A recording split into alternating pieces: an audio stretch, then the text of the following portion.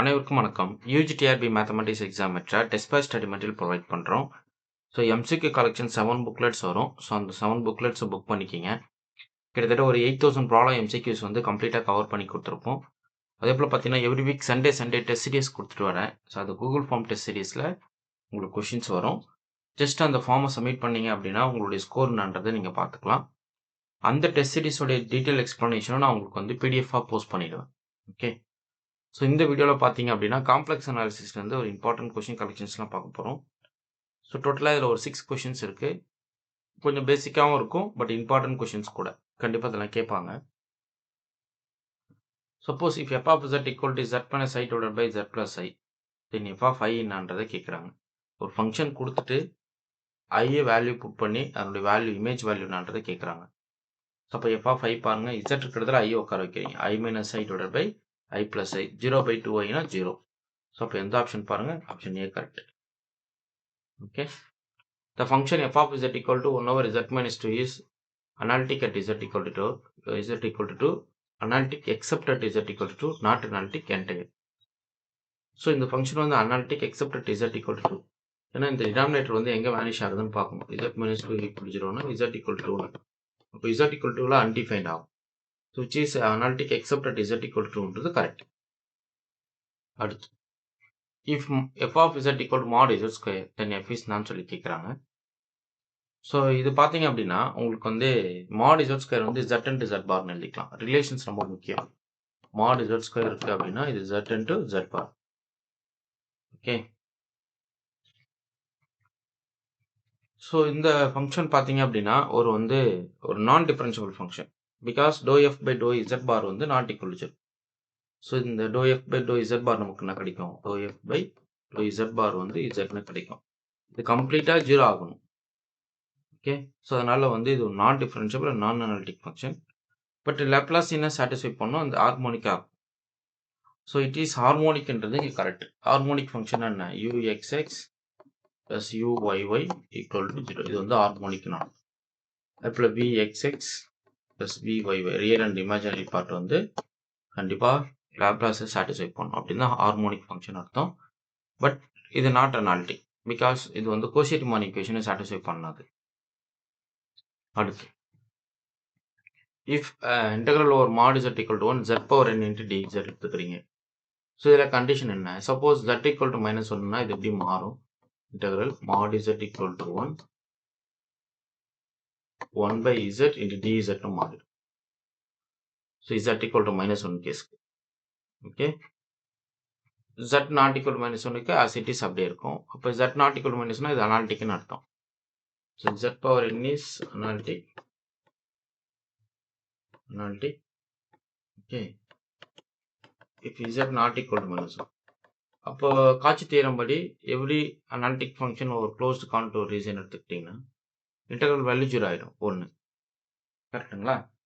அடுத்து suppose z equal to minus 1 கேஸுக்கு உங்களோட ஃபங்க்ஷன் அப்படி வந்துடும்.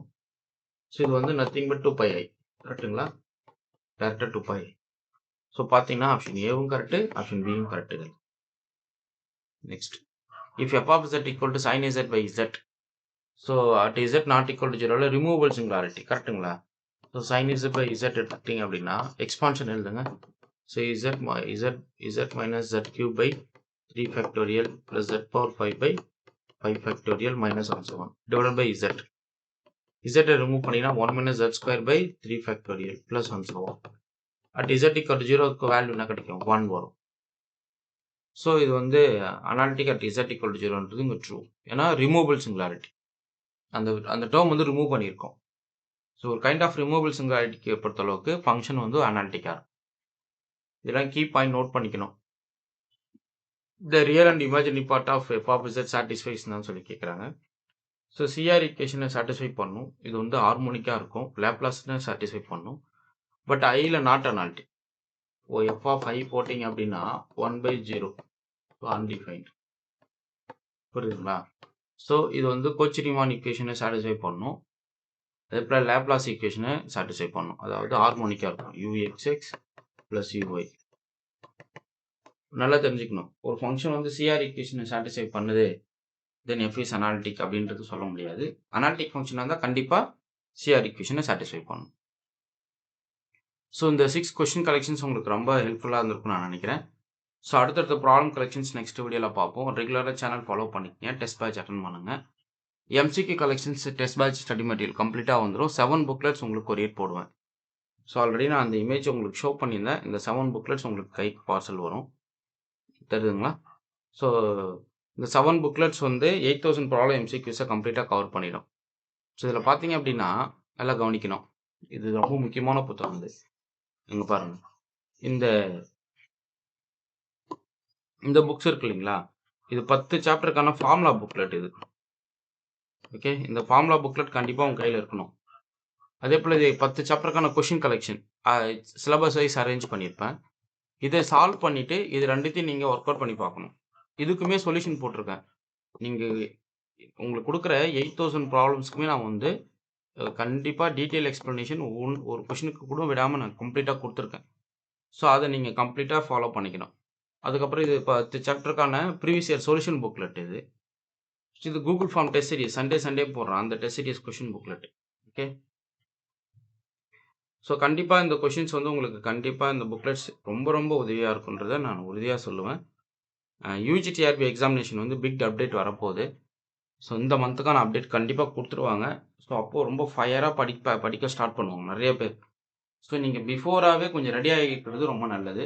ஸோ 6 மந்த்து பிஃபோரில் நிறைய டெஸ்ட் சீரியஸ் நிறைய கண்டென்ட் கொடுத்து நான் வீடியோ போட்டுக்கிட்டே இருந்தேன். அதை ரெகுலராக ஃபாலோ பண்ணுறவங்களுக்கு இப்போ வர நோட்டிஃபிகேஷன்லேருந்து படிக்க ஆரம்பிக்கிறாங்க, இல்லை ரிவிஷன் பண்ண ஆரம்பிக்கிறாங்கன்னா கண்டிப்பாக அவங்களால ஈஸியாக எக்ஸாமை கிளியர் பண்ண முடியும். அதே போல் கோச்சிங் கிளாஸ் போயிருப்பீங்க, ஸ்டடி மெட்டீரியல் மட்டும் படிச்சுட்டு இருந்திருப்பீங்க, கிளாஸ் கவனிச்சிருப்பீங்க, பட் கொஷின் ப்ராக்டிஸ் இருக்காது.